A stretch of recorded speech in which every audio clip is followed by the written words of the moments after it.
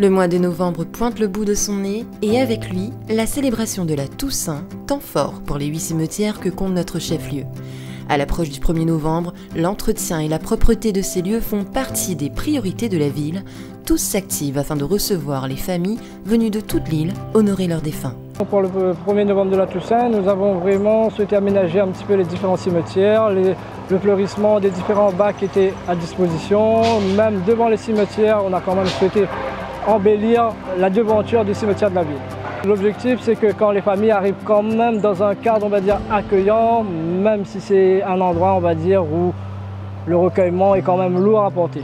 Fleurissement, nettoyage, tonte et peinture, vous l'aurez compris, les cimetières se parent de leurs plus beaux atours. Des nouveautés viennent même renforcer les offres proposées aux familles, comme ici, au centre funéraire de Prima, avec les puits de dispersion. Nous avons également mis en valeur les puits de dispersion qui vont bientôt être mis à disposition pour les administrés. Ils auront le choix de disperser les cendres, soit dans le jardin des souvenirs, soit dans les puits de dispersion qui sont sur le parvis du centre de Prima. Du côté du cimetière de Sainte-Clotilde, on pense autant à l'accueil des familles qu'à celui des agents.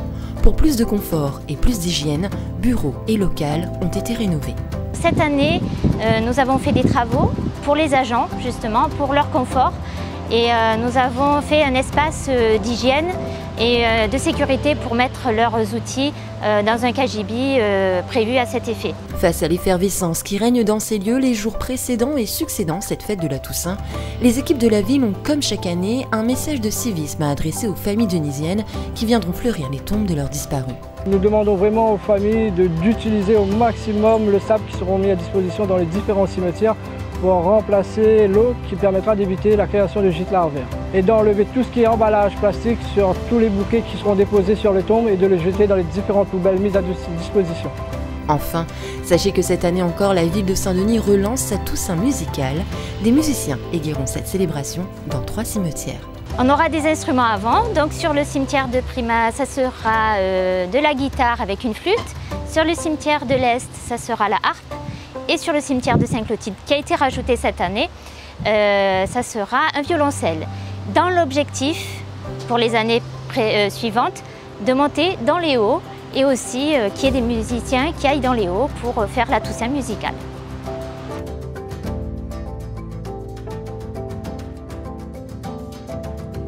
On pose le premier panneau de façon symbolique pour ouvrir la semaine créole, où nous indiquons aux gens qui sont bienvenus à Montgaillard. Alors là, il n'y a rien d'original, mais nous le posons aussi traduit en créole.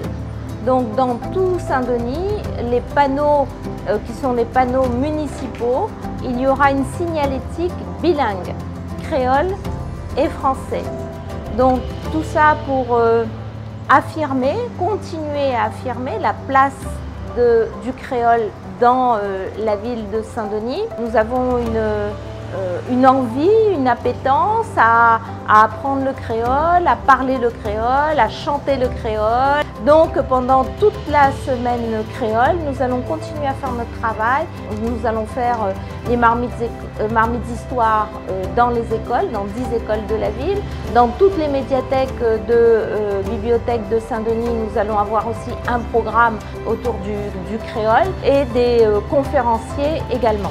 Donc voilà, ça c'est la semaine créole, mais on n'attend pas la semaine créole. La semaine créole, c'est juste symboliquement pour passer encore à l'étape supérieure. Mais sinon, toute l'année, depuis maintenant de nombreuses années, la ville de Saint-Denis, pas à pas, emmène le créole là où il doit être, c'est-à-dire sur la place publique, partout dans notre vie.